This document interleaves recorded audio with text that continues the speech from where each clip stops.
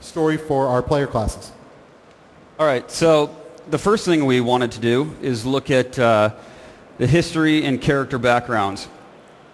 We wanted really unique characters, and to do this, we wanted our characters to have well-defined personalities as well as character arcs and basically their own feel. Now this is reflected in the skill system, or their personal skills that Jay's going to talk about, but we set out to create archetypes.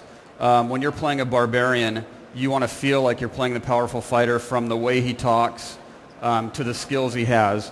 Also, the NPCs in the game, the non-player characters, will react to the makes them much more interesting than, say, your off-the-shelf fighter. The barbarian is the same barbarian that you played in Diablo 2, but it's 20 years later. He's seen a lot. He's gone through a lot. Finding out what these things are, where he's at in his life, what has happened to his people. At the end of Lord of Destruction, Mount Arreat was destroyed. That's where the barbarian's ancestral home is. We have lore about the different classes that we've introduced so far up on the website that goes deeper into these things. But we're just trying to make the point that we're personalizing these characters. They're not generic. They're not an empty Not necessarily even unique to us. They're something that is just kind of Blizzard design philosophy that we share across the teams. So I'm going to go through a few of those now. The first one's concentrated coolness. And the idea of this is that every class needs to have its own thing that makes it cool, and that needs to be unique to them. And so it makes an archetype, so it makes a character really sing and makes them really awesome. The barbarian's a great example. He's this pure physical melee fighter. And you could have other fighters as other classes, but you wouldn't want any of them that have his tone. You wouldn't want to talk about skills for a character class. Are we saying, well, we can have a skill where you do like 1% extra critical damage? It's like, oh, well, that's not very exciting. I mean, it's got its point within an overall kind of character build system, but if that's what you're defining your character by, well, that's not a really awesome character. But if we say, oh, well, he hits the ground so hard that everything in front of him gets completely crushed by the seismic force, that's pretty awesome. So those are the kinds of things that we look for the characters. And, you know, it's funny because when you talk about them in a panel, they almost seem obvious, but it's really easy when you get in a team to get caught into... wanted to do was actually start back at the beginning and really take a good hard look at what this franchise was all about and what made it such a classic gameplay experience. So we started with the original Diablo, and you can see the 3 original classes up there. And we took a look at some of our early concept designs for that and kind of defined what made those awesome at the time and why they became kind of a timeless set of characters. And what you can't really see on these concepts here, but one interesting thing that we were noticing when we were analyzing, like a rogue, the wizard doesn't look too happy. These guys live in a sort of a morally gray area, and that's really something that inspiration-wise we kind of latched onto as a character team. So moving forward into Diablo 2, again, we kind of took those more mature themes in the character realm. Here are the hero classes you can see.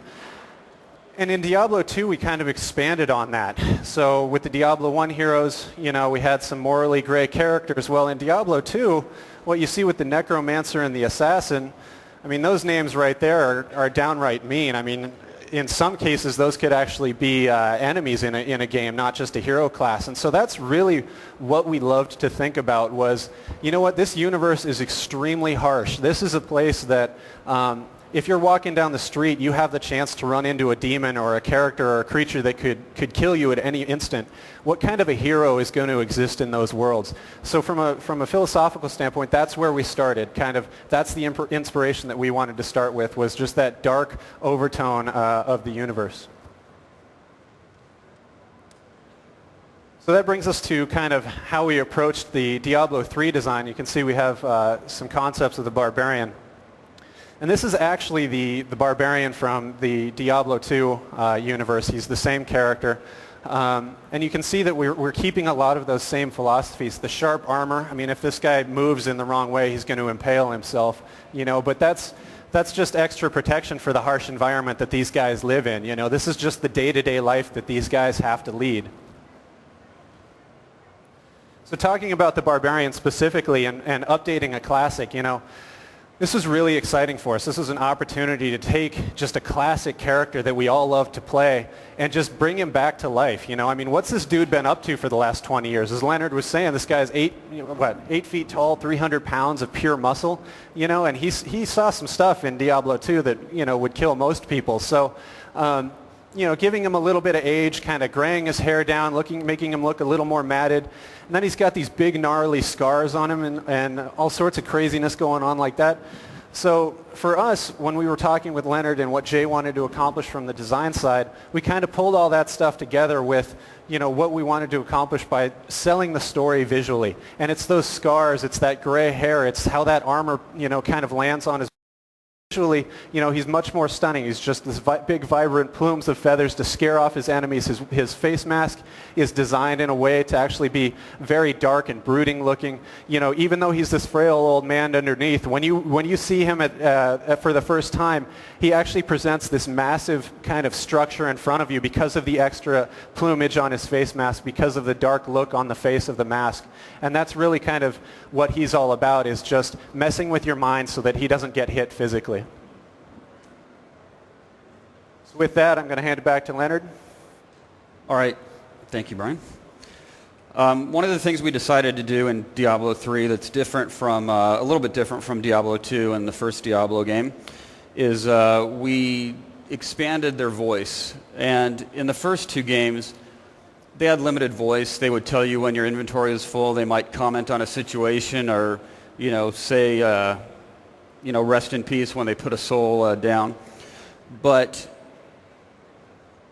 since we were going with very specific individuals with specific personalities, we felt that the best way to represent that was to define them through their voices, to give them identifiable voices that really kind of drive who they are as characters. And that helps reinforce their personalities and can change over their character arc as well, is another aid to helping us tell the story. Now, and another thing you saw in the demo yesterday was that we have a new conversation system. In the previous games, it was all monologues. And our little equation here is conversations are better than monologues, and monologues are longer. Even if it's the same number of words, a monologue can feel twice as long. It's not the best way to get information to have somebody just talk at you. It's a much quicker, easier, more entertaining device to have a conversation where your character comes to the table knowing certain things maybe the player doesn't know, but things that can be revealed through a conversation. It's much more interesting. It gives you a sense of discovering things as a player. We can also give your player a history your character a history that the player doesn't necessarily have to know about, that can be discovered throughout the game. This way we can create backgrounds for your characters. Characters from your people from your character's past can come back to haunt him. We can bring in class quests that could be very interesting. Each class will have different views of the story, which will be played out through these conversations, and it just basically makes it more interesting. I think that the bottom line beyond all this is it really gives us a way to put the hero that you're playing at the center of the story. Your hero can drive the story as opposed to being an errand boy. You can decide what is the best thing to do. The villagers can be cowardly and not say, you need to go fight this. You could suggest, we need to go fight this. We need to do this. I need to take this situation under control because no one else can take care of it. It really puts you at the center of the action and gives you a decisive role in that. And I think that's what's going to make the character more of a hero feel. And with that, we go to Jay Wilson, I believe? No, that would be me. We did rehearse, I promise. There's a lot of slides. We forget what order they come in. So what I'm going to talk about now is the next step in creating a character class, which is what we call signature skills. And essentially, signature skills are where we bring the design and the art together. So we focus on a small set of skills. We pick something really cool to work on, and basically focusing on defining what that character is all about. Now, when we start working on a character and coming up with skills, it's really easy to come up with, we probably sit in a room and come up with 100 skills. Coming up with ideas for them is not hard. But we don't decide we're going to make 100 skills. We decide, okay, well, what's one that's really cool and really defining for us? So we pick the one that we like the most, that we think is the most descriptive of those characters, and that's the skill we go with. When we do that, it's really important. We have kind of one of our sayings, which is on the slide, which is don't balance too soon. The goal here is not to create a skill that we feel is going to make for really balanced, fair gameplay. The point of this is to make a skill that is going to make people go,